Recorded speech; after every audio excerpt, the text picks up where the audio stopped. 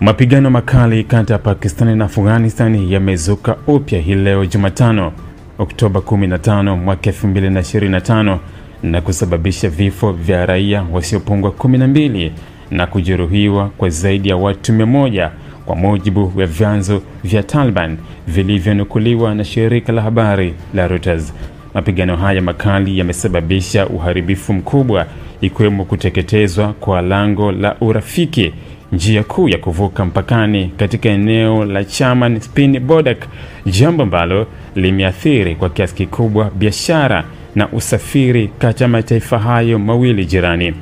Ripoti kutoka pande zote mbili zinaonyesha kuwepo kwa majeruhi na vifo miongoni mwa wanajeshi, ingawa kuna taarifa zinazokinzana kuhusu idadi kamili ya waliouawa na waliojeruhiwa miongoni mwa majeshi ya Pakistani na wanamgambo wa Taliban. Hiyo imesababisha wasiwasi mkubwa katika eneo zima la mpaka maarufu kama mstari wa Durand, ambalo limekuwa na migogoro ya mara kwa mara ya mipaka kwa miongo mingi.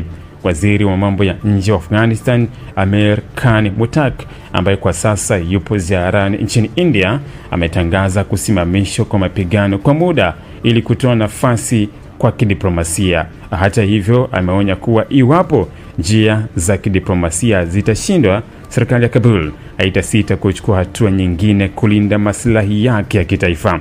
Machafuko haya yanajiri katika kipindi ambacho hali ya kisiasa na kiusalama katika eneo hilo ni tete, huku wachambuzi wa kimataifa wakionya kwamba kuendelea kwa hali hiyo kunaweza kuchochea mzozo mkubwa wa kikanda. Wakazi wa maeneo ya mpakani wanaendelea kuishi kwa hofu, huku huduma muhimu zikiwa zimeathirika vibaya na biashara zikidorora kutokana na kufungwa kwa mpaka. Wito umetolewa kwa jumuiya ya kimataifa kuchukua hatua za haraka na za upatanishi ili kuzuia mzozo huu kuzidi kuongezeka na kuleta madhara ya muda mrefu kwa raia wa kawaida na ustawi wa kanda yote. Dubai sasa Kitonga.